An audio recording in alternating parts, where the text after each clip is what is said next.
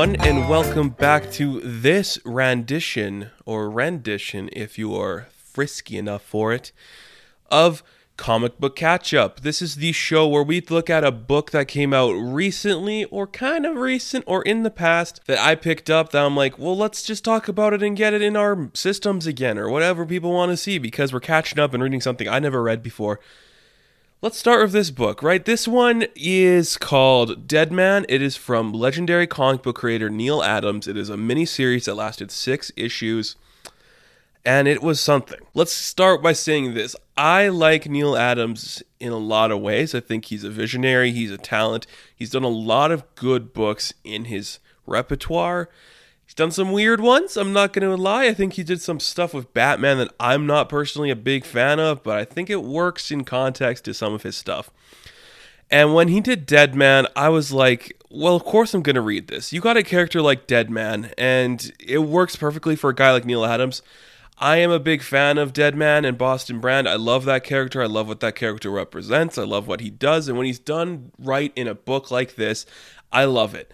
Boston Brand is far from the problems of this book. And actually, when I say that, I don't think there are a lot of problems I have with this book.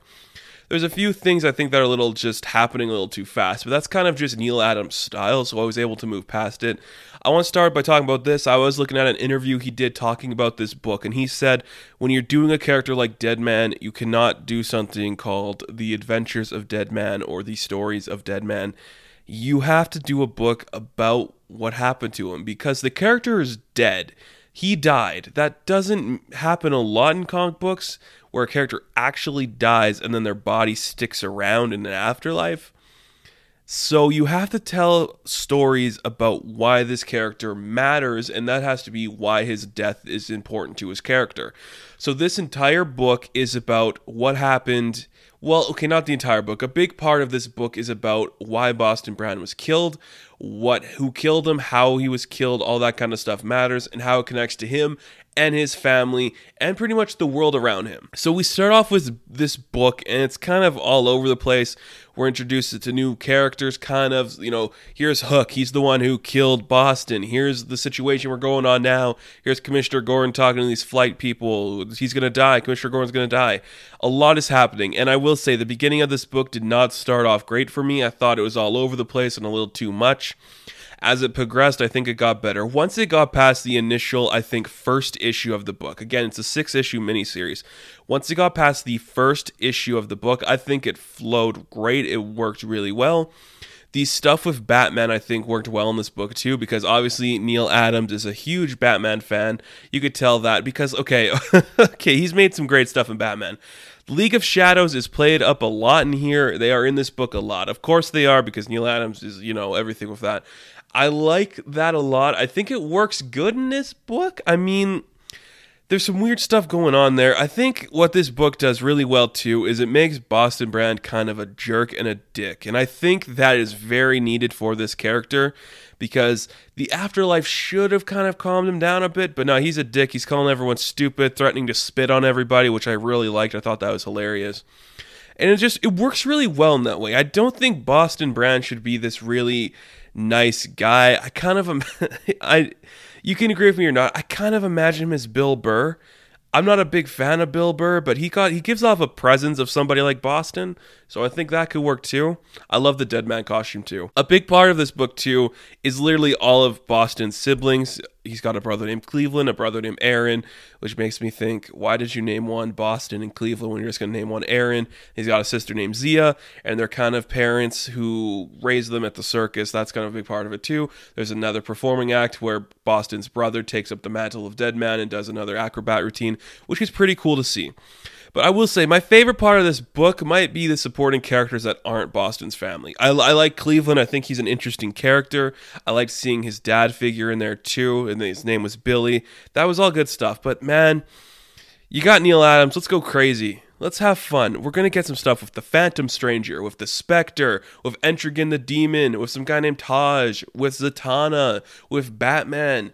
They all worked really well in this book. Like, I loved seeing all of them in here and performing and doing their cool stuff.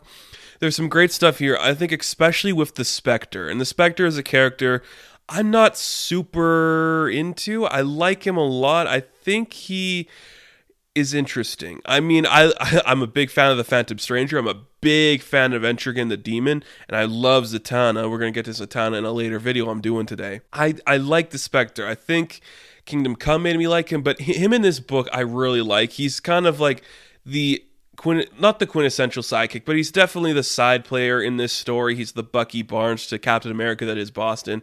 Just in terms of the story, he's kind of going with him on the adventure. He's getting him out of these predicaments, getting him into predicaments. That's really cool to see. I love that there's just a little moment that the two of them have, and it's just like, look, man, I don't like you, Spectre, but for some reason in the grand scheme of the universe, you and I are connected. Our afterlives matter more somehow. So until I see you next time, good luck, have fun, don't fuck up too bad kind of bullshit, right? That I liked seeing that, and it's given them from both ways, so that was really cool to see.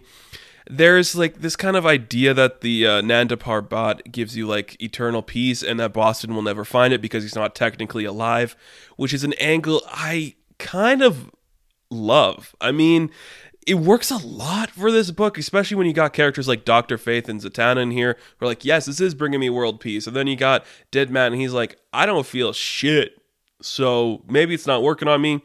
Oh, I don't have a soul? Great. That's great. My life is useless anyways. I'm dead anyways, so this is my eternity, just being a dick and hating everything. I like it. You get a lot of the classic Neal Adams stuff. Like, the artwork is very screaming and colors everywhere and everyone's loud and everything's weird. He does a lot of like the ... stuff where it's like you're saying a thought and then it's like ... but ... something else. It kind of got jarring and annoying at times, but I power through it because I think it worked okay for some characters.